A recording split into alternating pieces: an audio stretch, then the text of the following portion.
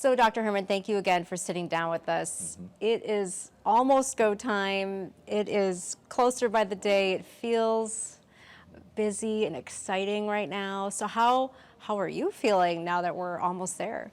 I'm glad we're almost there. This has been a long journey. We started this journey in 2017, broke ground in 2019, and then I think we all recall that there was a pandemic there in the middle. It's going to be so wonderful to move from the legacy St. Mary's Medical Center over to the new St. Mary's Medical Center within the next several weeks. We're very, very excited about it.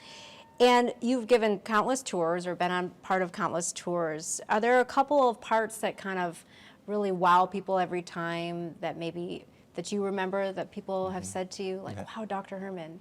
It's very interesting to get the community into the building now because people watched this spring out of the ground and literally blossom. And people have just seen the outside of it. And everybody's surprised when they see the inside. It is a very large building, but this building was designed as a healing space. And what I hear from the people that join me on the tours, whether it's in public spaces such as this, or in the rooms, these really are healing spaces. People say, if I ever need to have health care, and I hope I don't, this is the type of space that I think I could get better in. I think that is probably what everybody has said, like, wow, that place looks really great. If I have to go. That's exactly right. And it's so much better for us to give a tour than it is to welcome them in when they're ill. But that's what our job is. We're here 24/7, 365, with literally the best people in the world to provide that care here every day. And we were speaking before, and I know we've talked about this, but the footprint is slightly smaller, it's just taller. Can we talk about that? Yes, so this is the third location of St. Mary's Hospital or St. Mary's Medical Center. The first one was in West Duluth, the second one is where it is right now, and this is the third one. The science of how to build a hospital, the science of healing and caring has changed so much.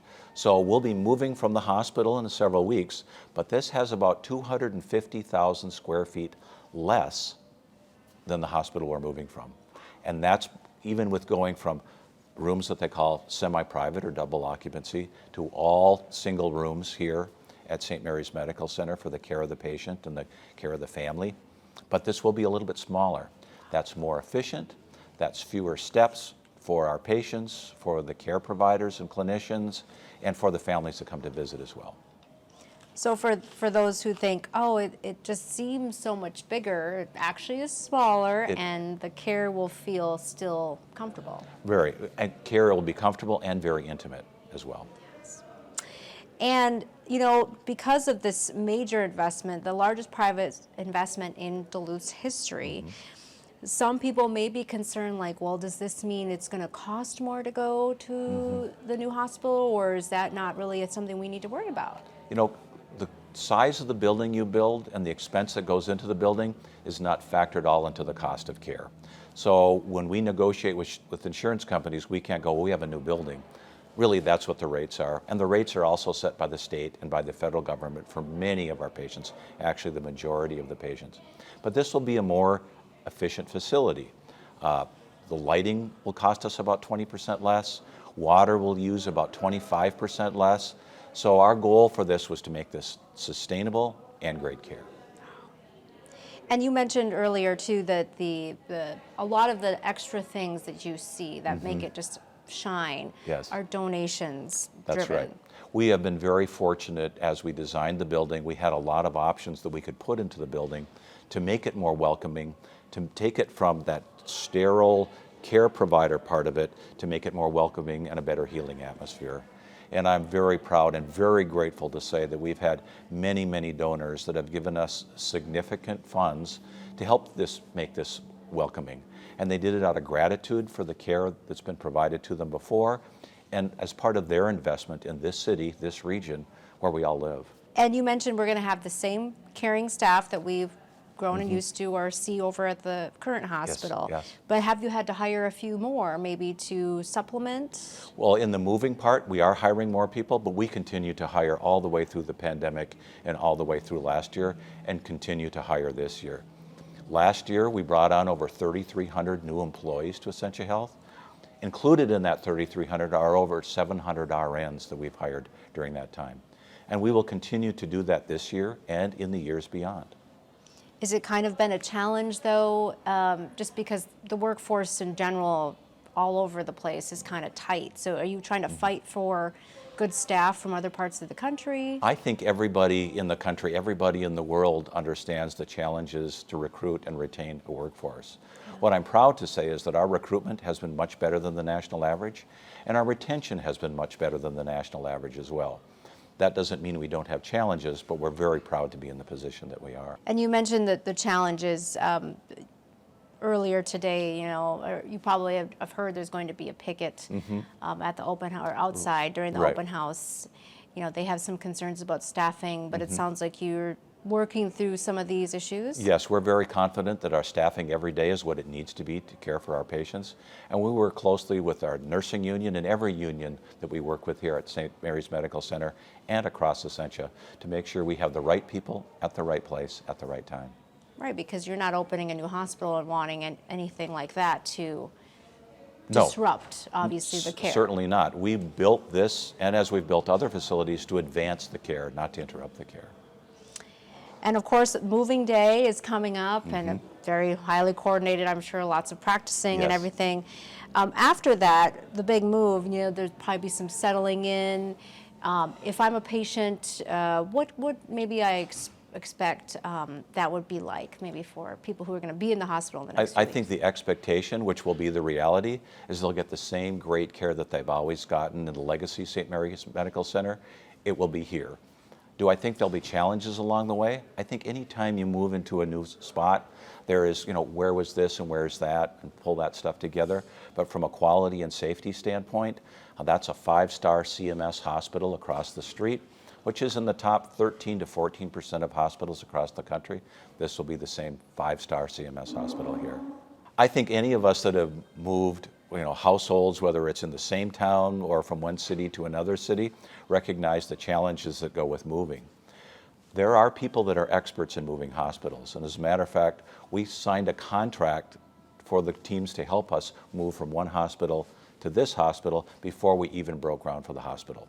So the planning for this move has been going on as long as the planning and construction phase of this hospital. You know, we're ready, we're excited, we've energized our staff, everybody's looking forward to getting over here, and I'm certain it will go very, very smoothly. And before that happens, you know, people are excited to have this opportunity to come see the hospital. Is that why you've planned this open house? Yes, this is part of the community. We know, particularly for our neighbors here in the East Hillside, that the street closures and other things, the blasting, all of that could have been a little bit of an inconvenience for them. We want them to see what their patients and their support has helped us provide over the last several years, inviting them in here to see it and celebrate with us. And anything else you wanted to add about this premier healthcare space that maybe, you know, you mentioned at a press conference a few months ago, when you started as the CEO, they're like, we need a new hospital. That's right. And you're like, okay. Yeah, well, okay, let's all pull together and find a way to do this. You know, one of our donors last night gave a very moving talk to those of us that were in the audience. And what he says, there's a Southern saying, is that when you see a turtle on the top of a fence post, you can be pretty sure they didn't get there by themselves. So all of this together, what you see here today and we'll see for many decades to come here in Duluth, has really been a cooperation and collaboration of many, many people. So this has been a lot of work. There's been very much joy in the work. There's been some challenges in the work, but we're so excited to have people come and share the excitement with us at this particular point in time. Here's the phase that we're in right now. We want to move from the construction phase really to the care phase. So this probably, hopefully, will be the last time I talk about the statistics in building this building. But we had about 2.9 million worker hours to build this building. One of the safest projects in the state of Minnesota and in the United States. Only 2 lost time injuries during that period. The other thing that we're really excited about is when we built this building, we set a goal of 8% of our hours would be underrepresented minorities in construction. We ended up with almost 22% of those hours for underrepresented minorities in construction. And what that means is there were many people who started their careers or advanced their careers through building this. So the legacy will be part of the building, but the legacy will also be the people that had the will but learned the skills and now can take those skills for the rest of their career in projects such as this. Many of them I'm sure will be smaller, but that allows them to advance their careers, allows them to advance their families, and just helps make the whole economics of this very important region much more stable. And it's something they'll be able to see. That's right. For decades to come. I did that. I did yeah. that. They'll be able to show that to their grandkids. That's pretty great. Yeah. Although this sits in downtown Duluth, and we're proud to have it in downtown Duluth, this is a resource for the entire region. So northern Minnesota, northern Wisconsin, the Upper Peninsula of Michigan, we serve patients on a daily basis from all those areas. And be able to bring this level of expertise and this level of care to the people we're privileged to serve is something that's of great pride for us. And I'm sure working with McGough and the moving company, that's probably not the best way to call it, but the transition. Hospital relocation consultants. Thank you. I mean, have they told you that this is probably the best hospital right now because it's the newest? You got all the new technology, the new features, patient care features. You know, one of the things that was, if there's, and there are some silver linings to the pandemic, but one of the things is when we designed this, we decided to do design build, which meant that all the plans weren't done when we started building this hospital. But through the pandemic, we could see changes that we would like to make, and we were able to make those changes. So we increased our number of intensive care unit beds from 64 to 128. We redesigned the airflow, the HVAC within this hospital. We can turn over all the air in this hospital 6 times a minute. And what that means is during the winter you can take 40 below air and bring it up to 69 degrees. And in the summer you can take 90 degree air and bring it down to 69 degrees 6 times a minute to refresh the air inside this. So this is probably one of the most pandemic ready hospitals, if not in the world, certainly in the United States.